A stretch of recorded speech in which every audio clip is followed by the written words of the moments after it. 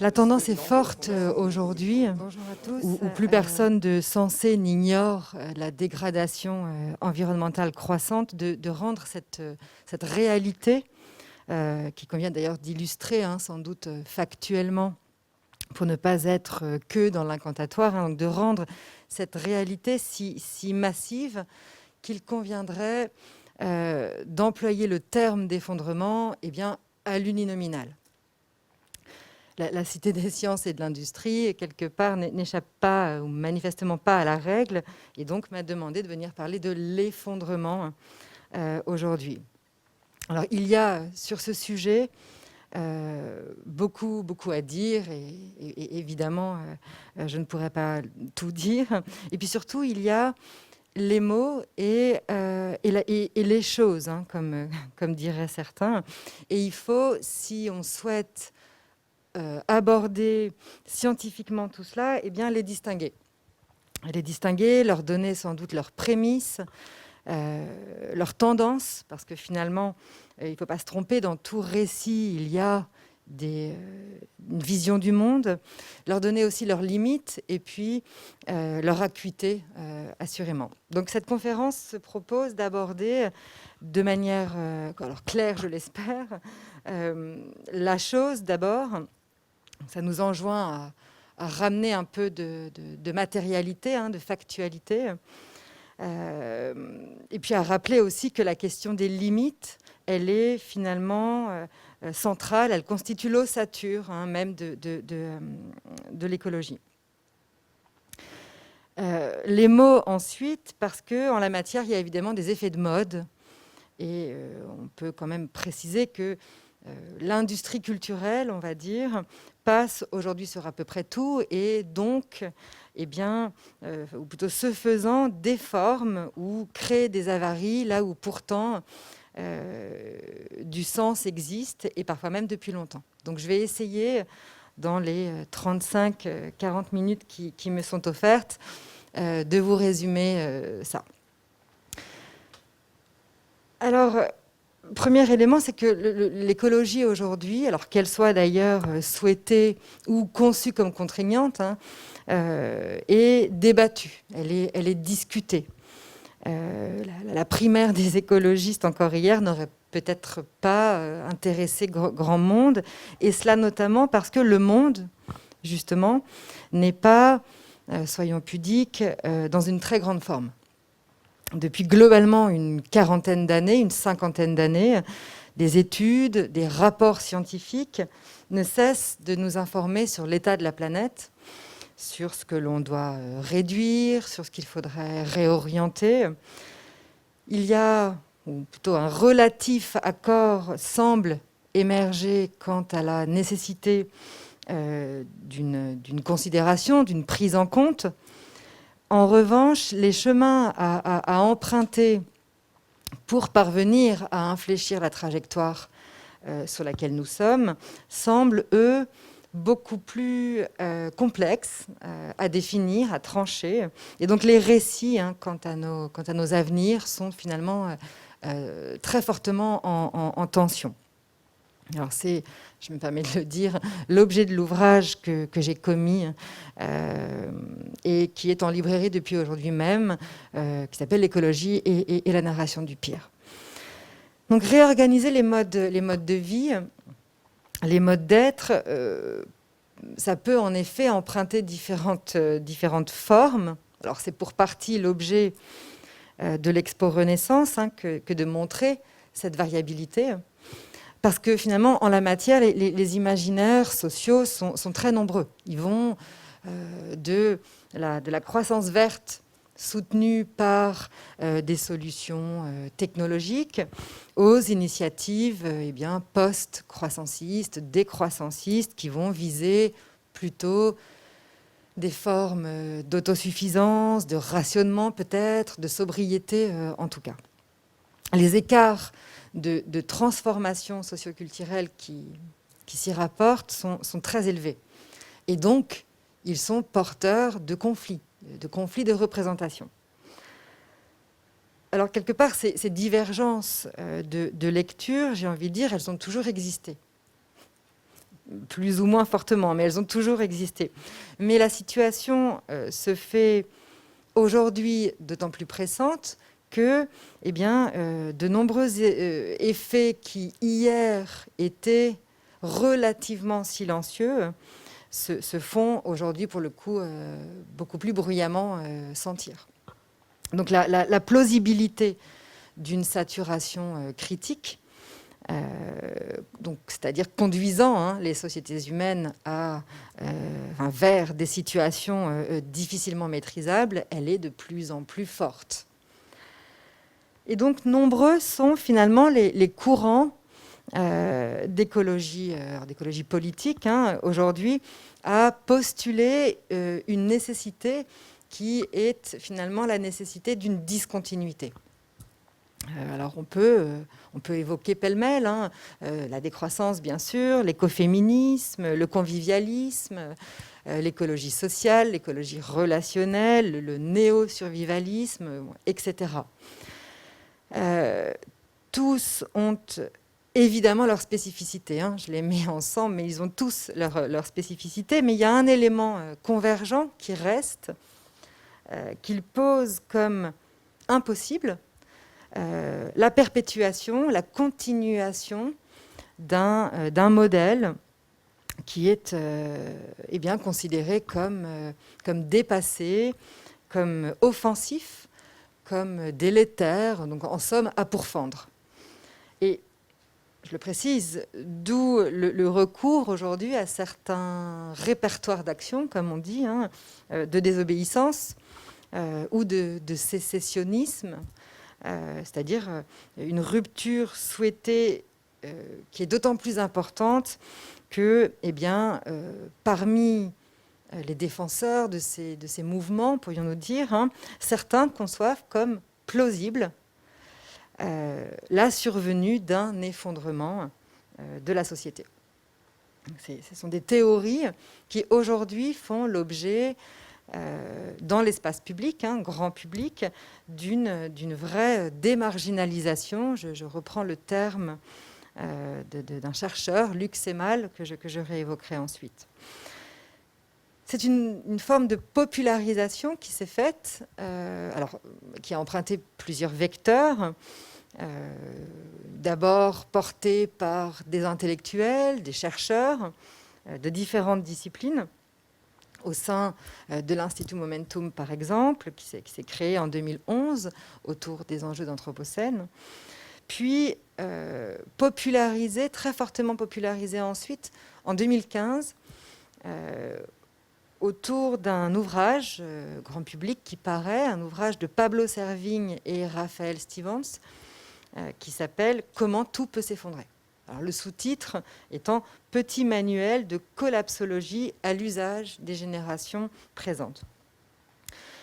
En tout cas, donc, autour de cette notion d'effondrement, s'est créée en France une véritable nébuleuse où vont s'entremêler des études scientifiques, des travaux de vulgarisation également, et puis des mouvements communautaires. Et tout cela a pris grosso modo depuis 2017 une ampleur réelle, une ampleur importante. Alors on peut penser à certaines expressions de cette popularisation, de cette ampleur, notamment la diffusion d'un documentaire qui s'appelait « Collapse » sur France 4 en 2016, ou aussi d'un Facebook Live qui a été très commenté, un Facebook Live qui réunissait le ministre de l'écologie, de la transition écologique d'alors, donc Nicolas Hulot, et le Premier ministre que nous avions d'alors, Édouard Philippe, et qui faisaient conjointement état de leur intérêt pour cette optique, et de leur crainte qu'une telle catastrophe puisse advenir. Peu après, c'est-à-dire 2 mois après, la démission de Nicolas Hulot, qui est assez apprécié au sein de la population française, a évidemment nourri un climat qui laissait entendre cette possibilité d'une catastrophe qui était finalement latente. Il déclarait, je ne sais pas si vous vous en souvenez, le 28 août 2018, où il démissionne, où il annonce sa démission à la radio, que ses marges de manœuvre au sein du gouvernement n'étaient pas à la mesure de la situation. Enfin, vient peu de temps après la canicule de 2019, qui a battu des records historiques de température dans certaines villes, à laquelle succède la scène absolument tragique de la forêt amazonienne qui brûlait sous nos yeux, sans que la communauté internationale n'agisse véritablement. Donc ça a sans doute, tout cela et d'autres choses encore, participé à un regain d'intérêt du public pour cette idée. Puis sur Internet également, très gros vecteur de diffusion, sur Internet, une multitude de vidéos, de podcasts, de blogs, de forums se créent, se multiplient et relaient des conférences et des rapports scientifiques qui vont corroborer ces thèses de l'effondrement.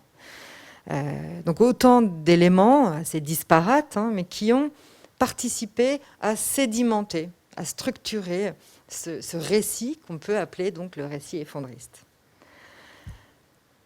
Et puis finalement, on a vu assez rapidement que bon nombre des enjeux, de ces enjeux, ou des enjeux qui s'y rapportent, sont passés en fait dans l'opinion publique. Et donc par exemple, un sondage IFOP qui est réalisé pour la Fondation Jean Jaurès en novembre 2019, révèle par exemple que 65% des Français indiquent être d'accord avec l'affirmation selon laquelle la civilisation telle que nous la connaissons actuellement va s'effondrer dans les années à venir. Et également, 35% estiment que ça pourrait advenir à 20 ans. Donc on voit bien combien cette théorie et puis tout l'imaginaire qui s'y rapporte se sont finalement introduits dans la société, trouvant des relais de plus en plus nombreux dans les médias, dans les réseaux sociaux. Donc il y a une somme évidemment de questions qui se rattachent à tout ça. Je voudrais en citer quelques-unes. Finalement, ce sont en tout cas celles qui m'ont intéressée dans ce travail. C'est pourquoi ces représentations donc, d'une catastrophe, présente ou à venir, prennent-elles ? Pourquoi ce penchant à voir notre finitude, que certains pourraient, que d'aucuns pourraient nommer être du pessimisme, ou en tout cas être mortifère, pourquoi ça rencontre aujourd'hui un tel écho ? Et puis d'où vient, quelque part, ce besoin de formulation du pire ? Et puis comment y répondre ? Alors ça ferait l'objet d'une autre conférence. Et ces questions sont finalement d'autant plus importantes que, j'insiste, le postulat de catastrophe de plus en plus probable, et puis toute sa structuration en récit, emmène avec lui, évidemment, toute une série d'affects, de peur, de désarroi, de tristesse, de repli, de pessimisme, de colère. Aujourd'hui, on parle d'éco-anxiété. Que, d'aucuns vont voir comme puissamment démobilisateurs, dépolitisants, destructeurs de liens sociaux, et qui est présenté à l'inverse par d'autres comme étant possiblement plutôt un moteur d'action, notamment parce que ça suppose une situation d'urgence qui est propice à la convergence des efforts, voire même à des formes peut-être inédites de créativité, d'imagination, de résistance. Alors, premier point, je vous avais dit, j'essaierai d'être un peu claire, premier point, le concret, la chose, la factualité. Ce récit croise, en effet, indubitablement, toute une série de données matérielles qui lui confèrent sa force. Les observations scientifiques sont aujourd'hui alarmantes. Les niveaux de pesticides, de nitrates, de métaux lourds, de plastique sont extrêmement inquiétants. Les océans sont exploités en moyenne à leur maximum. Nous avons déjà dépassé le degré supplémentaire par rapport à l'ère pré-industrielle et la concentration en CO2, de CO2 dans l'atmosphère n'a jamais été aussi élevée depuis l'ère pré-industrielle. Depuis plusieurs millions d'années. Et selon un rapport, qui est le rapport de suivi des émissions de 2019, enfin, le rapport de suivi des émissions 2019 du PNUE, hein, donc de l'ONU, pourrions-nous dire, les engagements qui ont été pris lors de l'accord de Paris, les engagements pris par les pays qui étaient présents lors de l'accord de Paris, nous placent sur une trajectoire de plus 3 degrés d'ici 2100. Or, à ces niveaux de température, tout le monde aujourd'hui connaît à peu près ça, hein, on peut imaginer toute la cascade de conséquences tragiques, irréversibles, qui s'en trouveraient potentiellement liées.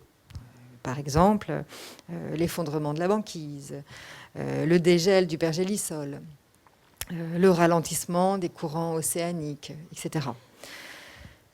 Donc, outre déjà cet état d'urgence climatique, eh bien, nous subissons aussi des formes importantes de raréfaction, voire de déplétion des ressources fossiles, des métaux rares, sur lesquels, c'est peut-être ça qu'il faut surtout préciser, sur lesquels nos économies et nos sociétés hautement technologiques sont basées. Donc certains effondrements, pour le coup au pluriel, semblent probables, voire hautement possibles. Là où d'ailleurs d'autres s'avèrent déjà amorcés. Je renvoie ici aux très brillantes analyses de Gaël Giraud, que vous connaissez peut-être, qui montrent très bien comment cette réalité existe déjà dans certaines parties du monde. Outre cela, eh bien, l'effondrement de la biodiversité est, par exemple, celui qui est le plus communément admis. Environ 1 million d'espèces animales et végétales sont aujourd'hui menacées d'extinction, selon le rapport d'avril 2019 du GIEC de la biodiversité. Depuis 1900, l'abondance moyenne des espèces locales dans la plupart des grands habitats terrestres a diminué d'au moins 30%. D'au moins, 20% en moyenne, plus de 40% des espèces d'amphibiens et plus de 30% des récifs coralliens. Et à peu près plus d'un tiers de tous les mammifères marins sont menacés. Il y a une étude alarmante qui a été publiée en 2017 qui a notamment révélé que le recul des espèces de vertébrés était sans précédent. Bon, j'ai pas le temps de poursuivre la liste, mais ça nous donne quand même quelques données. Et puis, sans doute faut-il le préciser, notamment parce que je me retrouve à remonter mon masque en permanence, dans le contexte du Covid-19, il y a aussi d'autres éléments, évidemment, qui sont entrés en jeu. Et nombreux, eh bien, sont les scientifiques qui ont montré, qui ont souligné, en tout cas, le lien qu'il peut y avoir, qui existe entre la pression donc, anthropique, donc, liée aux activités humaines, la pression anthropique exercée sur les écosystèmes et l'émergence de nouvelles maladies, infectieuses. Des phénomènes tels que la déforestation, le rapprochement entre les animaux d'élevage et sauvages, et puis le changement d'usage des sols, sont aussi désormais pointés du doigt comme étant potentialisant comme étant des facteurs d'accroissement de ce qu'on appelle donc les zoonoses. Donc on voit quand même que c'est quelque part toute notre actualité du moment que de s'inquiéter de savoir où nous allons atterrir, pour reprendre le titre d'un ouvrage de Bruno Latour qui est fort connu. Et un atterrissage, quelque part, qui est d'autant plus inquiétant que dans un ton presque apocalyptique. Le pré-rapport 2022 du GIEC, qui est abondamment commenté, vient de dresser le paysage qui manifestement s'ouvre à nous. Et parmi ces conclusions les plus importantes, figure notamment un abaissement du seuil au-delà duquel le réchauffement peut être considéré, si tant est qu'il le soit, comme acceptable. Le document établit également que, quel que soit le rythme de réduction des émissions de gaz à effet de serre, les conséquences dévastatrices du réchauffement vont s'accélérer et même, nous dit le rapport, devenir douloureusement palpables bien avant 2050. Donc vraiment, c'est notre présent, en fait, qui est en jeu, si je puis dire. Et puis le rapport d'indiquer que nous ne sommes pas armés face à une telle dégradation de la situation. Donc, il donne évidemment quelques exemples, notamment l'idée qu'avec un réchauffement, par exemple, de seulement 2 degrés, il y aurait 130 millions de personnes qui pourraient tomber dans la pauvreté extrême d'ici 10 ans et 80 millions de personnes supplémentaires qui auraient faim d'ici à 2050. Et donc à cette échéance, des centaines de millions d'habitants de villes côtières se retrouveraient aussi menacés, très fortement menacés par des vagues de submersion qui seraient plus fréquentes, qui seraient provoquées par la hausse du niveau des mers. À plus 2 degrés, dans les villes, c'est environ 400 millions d'habitants supplémentaires qui seraient exposés aux pénuries d'eau et aux canicules extrêmes. Le rapport souligne enfin le danger d'effets en cascade. On parle beaucoup des capacités de résilience, donc d'encaissement des chocs. Et le rapport expose que le danger d'effets en cascade, notamment pour certaines régions du monde, alors l'Asie du Sud-Est, la Chine centrale et puis une partie du Brésil, l'Est du Brésil, la survenue de catastrophes météo simultanées rendrait presque impossible les capacités d'encaissement de choc. Et donc, le rapport indique le pire est à venir. C'est réjouissant. Alors évidemment, arrivé à ce moment de ma proposition, je dois rappeler que cette trajectoire, cette idée même d'effondrement, elle n'est en fait pas d'aujourd'hui. Elle est même présente dès les débuts de l'écologie politique. On la trouve dans le très connu rapport Meadows, qui était un des premiers à poser la question des limites à la croissance et à poser donc cet horizon catastrophiste qui est finalement propre à l'écologie. Ce rapport, qui est autrement appelé Limits to Growth, donc halte à la croissance, avait été commandité en 1970 par le Club de Rome, un think tank qui était basé à Zurich, à des chercheurs du MIT, le Massachusetts Institute of Technology. Et il a été publié en mars 1972, donc on n'était pas dans le même contexte du tout, il faut imaginer sa réception. Et il a été l'un des premiers textes à alerter sur le caractère non durable, insoutenable de la croissance, alors économique et démographique par ailleurs, et évidemment sur les risques d'effondrement qui y sont associés. En fait, au tournant des années 60-70, c'est une série d'alertes scientifiques qui sont introduites et qui vont vraiment aider à structurer le passage à la fin des années 60, du naturalisme des tout premiers temps, un protectionnisme, pourrions-nous dire, du naturalisme des premiers temps à l'écologisme, entendu vraiment comme une proposition de société alternative. C'est d'ailleurs dans ce contexte de sonnette d'alarme, donc dans ce contexte, j'oserais dire alarmiste, que vont émerger ou se restructurer les associations, les ONG qu'on connaît assez bien aujourd'hui, et puis après les partis politiques qui vont se réclamer de l'écologie politique. Donc la question des limites, elle se pose en fait explicitement dès les débuts de l'écologisme. Et avec elle, évidemment, ça va avec celle des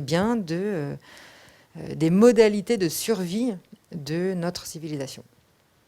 Donc cette perspective qualifiable de catastrophiste, elle a perduré sous des formes diverses, après notamment un reflux dans les années 80-90, un moment où l'écologie s'institutionnalise. Les années 2000 vont voir quant à elles ces approches plus critiques regagner en vigueur dans des mouvements comme ceux de la décroissance, comme ceux du mouvement des villes en transition, des mouvements qui vont quelque part traduire la perte de confiance qui est massive dans cette rhétorique rassurante du développement durable que d'aucuns vont finir par considérer être, j'aime bien cette expression, un oxymore sédatif. Alors sur tous ces enjeux, je vous renvoie à l'excellent livre de Luc Seymal que j'évoquais tout à l'heure, qui a fait paraître un ouvrage en 2019 qui s'appelle « Militer à l'ombre des catastrophes » et qui porte véritablement là-dessus. Cette désillusion, en tout cas, vis-à-vis de notre modèle de développement, et puis la certitude aussi qu'il faut une réorientation radicale de nos modes d'organisation, de nos modes de production, elle existait déjà. Mais elle s'est en fait, aujourd'hui, ou plutôt récemment, diffusée en dehors des réseaux militants. Donc en dehors des réseaux traditionnels, si je puis dire, de l'écologisme. Et ceci s'illustre quelque part aujourd'hui par l'attrait très fort qui est porté par le grand public à ces enjeux. Mais encore une fois, ce serait une erreur de croire que cette théorie de l'effondrement est un objet récent. Cette idée d'une sortie hypothétiquement brusque de la civilisation donc dite thermo-industrielle et qui balayerait avec elle tous des secteurs de l'économie et de la société est en fait même assez ancienne. Et d'ailleurs, d'autres termes s'y référaient déjà comme on va le voir.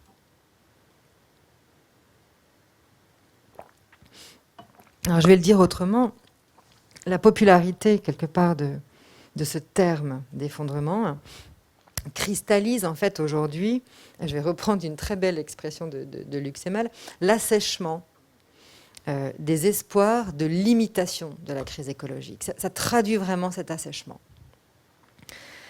Et finalement, le succès actuel de ce mot, de cette idée, s'inscrit dans un processus plus large, où, on peut dire, nos sociétés sont en train de prendre acte, de comprendre, de prendre acte que certains seuils d'irréversibilité sont passés et qu'il faut agir de manière pragmatique et de manière immédiate.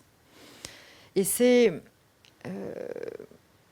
quelque part, ou plutôt par conséquent, cette dénégation à intégrer les limites ou cette persistance à les refuser, on pourrait dire, hein, donc des limites qui sont déjà connues, qui étaient déjà connues, eh bien, qui constituent la colonne vertébrale de tout ce récit effondriste, de toute cette narration effondriste. Alors, il y a deux auteurs qui sont devenus incontournables, si je puis dire, qui sont fort commentés sur ces questions. Il y a Joseph Tenter ici et Jared Diamond là. Jared Diamond étant d'ailleurs commenté dans ce Facebook Live que je vous évoquais. J'ai pas le temps de déplier, mais peut-être juste d'insister sur le fait que les deux ont évoqué, en effet, cette idée d'effondrement, mais pas dans, comment dirais-je, mais comme étant issu ou comme étant le fait d'un processus, donc d'un processus qui est lent et qui est presque imperceptible. Donc très très loin finalement des images d'un effondrement apocalyptique, cataclysmique, qui serait digne, pardonnez-moi, des mauvais films hollywoodiens. Et c'est ici sans doute qu'intervient ce néologisme très récent aussi de la collapsologie, qui va connaître également une médiatisation assez forte, assez importante, après cette parution en 2015, donc de l'ouvrage que j'ai déjà évoqué de Pablo Servigne et Raphaël Stevens, donc Comment tout peut s'effondrer. Quelque part, il s'agit pour les deux auteurs de mettre en ordre ces données. Il s'agit, c'est comme ça qu'ils le proposent, cette collapsologie, ils disent que c'est un exercice transdisciplinaire d'étude de l'effondrement de notre civilisation industrielle et de ce qui pourrait lui succéder. Donc il s'agit quelque part dans ce néologisme, dans ce terme, d'un geste de reprise, de structuration même peut-être. Alors depuis ce premier ouvrage de 2015, ce succès de librairie, il s'est très bien vendu. Il y a eu d'autres publications qui ont suivi, alors des mêmes auteurs et puis d'autres. Les principales figures de ce courant ont acquis une réelle audience.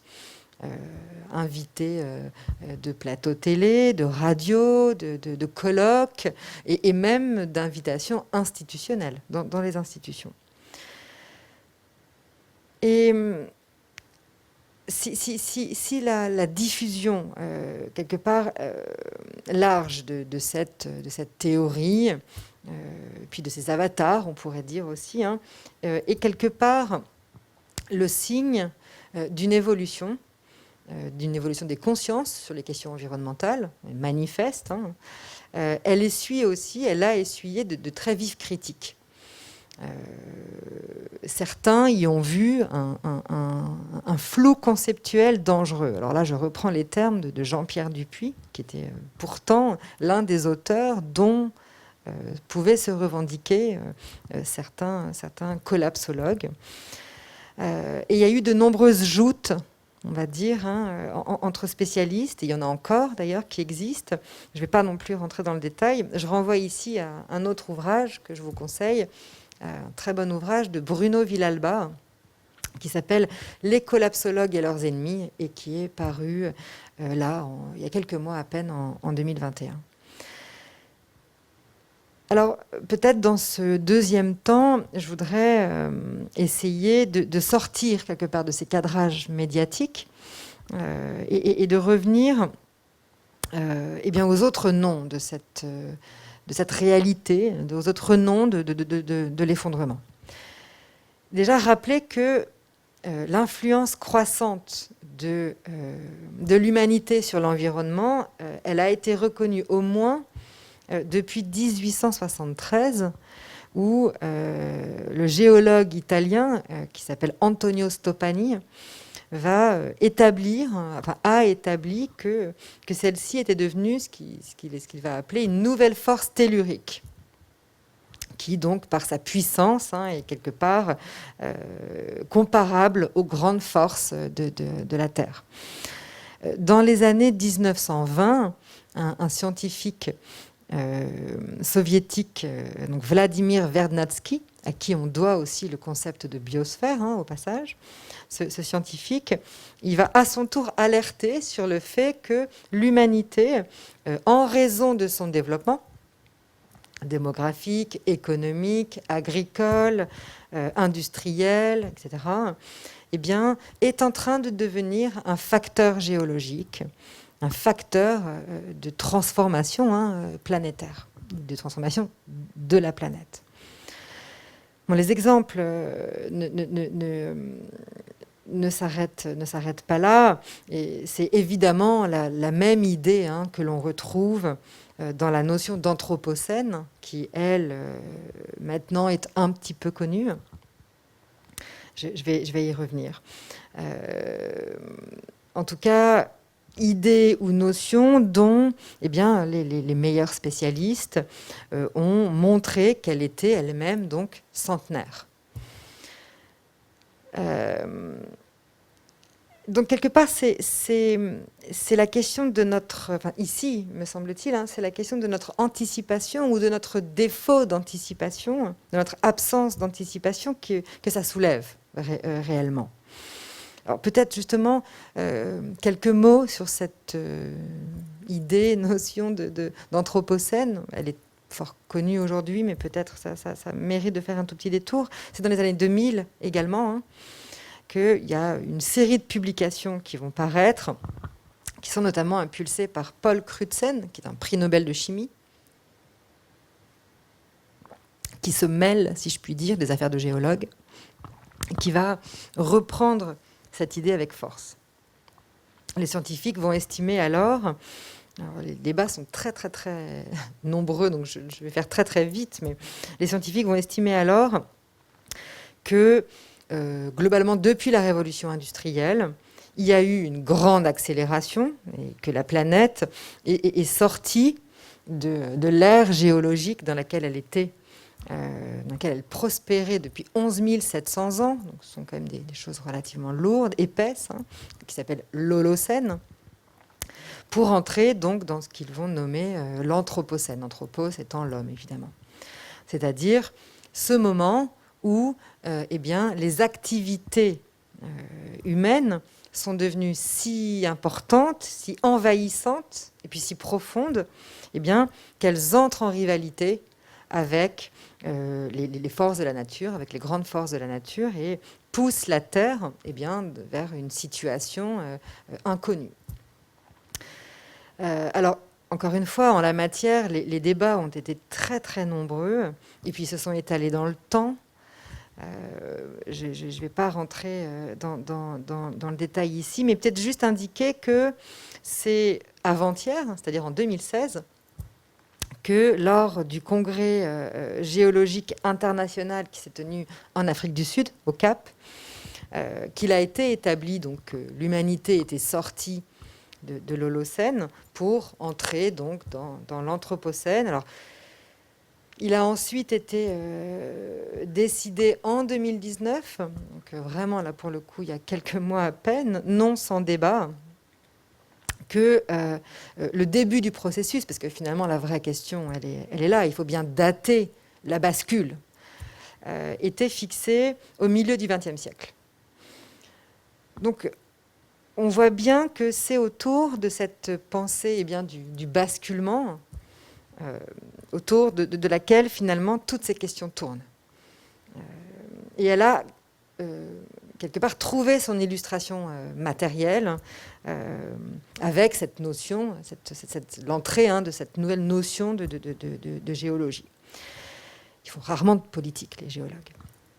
Celle qui, par ailleurs, aujourd'hui, est plus communément désignée comme étant celle des limites planétaires. C'est une autre entrée, si je puis dire, pour une même réalité. La Terre, vous le savez, est en effet composée de 4 sous-systèmes, atmosphère, biosphère, géosphère, hydrosphère, qui agissent, qui interagissent les uns avec les autres, et l'ensemble complexe qui en résulte, c'est le système Terre. L'équipe de Johan Rockström du Stockholm Resilience Center,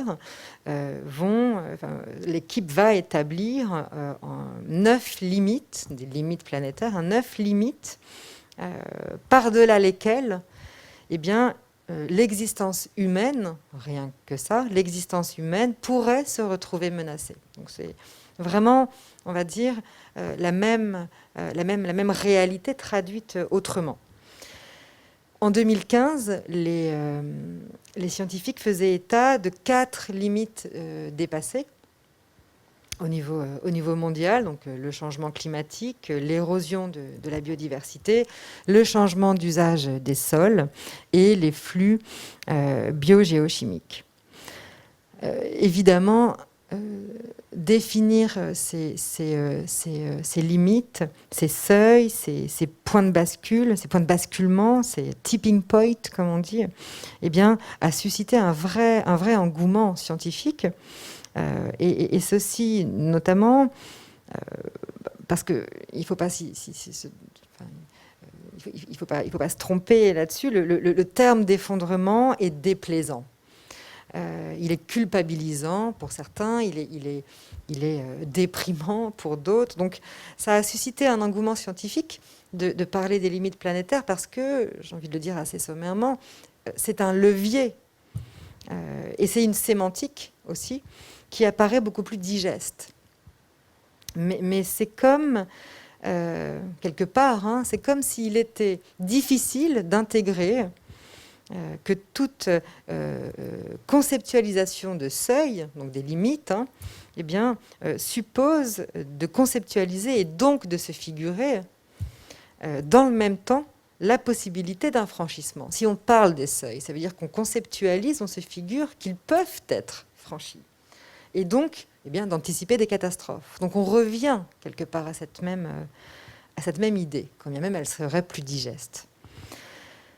Alors, pour clore mon propos, parce que l'heure tourne, on peut aussi mentionner quelque part que cette question de nos actions, des actions de l'homme sur l'état de la planète, se voit aujourd'hui diversement signifiée par une série d'indicateurs, dont 2 au moins sont totalement banalisés. Par exemple, le jour du dépassement et l'empreinte écologique, qui sont des choses très, très, très connues. Le premier, vous le savez, correspond à la date de l'année à partir de laquelle l'humanité est supposée avoir consommé l'ensemble des ressources que la planète est capable de renouveler sur un an. Il faut quand même réaliser ce que ça signifie. Le moment, je le répète, à laquelle l'humanité est supposée avoir consommé la totalité de ce qu'elle a, la totalité de ce qu'elle est capable, en tout cas, de renouveler en un an. Donc c'est un concept simple et qui est chaque année donné, j'ai envie de dire, très innocemment par les médias. En 1970, pour vous figurer à peu près la chose, en 1970, le jour du dépassement était intervenu le 23 décembre. En 2000, il avait été fixé au 4 octobre. Et en 2019, il s'agissait du 29 juillet. Donc on peut voir la dégradation. Et pourtant, eh bien, nous regardons l'information, alors dans les gratuits qui sont distribués dans le métro, puisqu'on parle du jour du dépassement, dans ces gratuits, quelque part on les regarde, j'ai envie de dire, comme d'autres regarderaient leur horoscope, avec beaucoup de distance. Indicateurs renversés ou inversés, mais mesurant encore une fois le même phénomène, la dite empreinte écologique, eh bien là, elle va permettre, vous le savez, de calculer les surfaces biologiquement productives de terre et d'eau qui sont nécessaires pour produire les ressources qu'un individu, un État ou une activité consomme.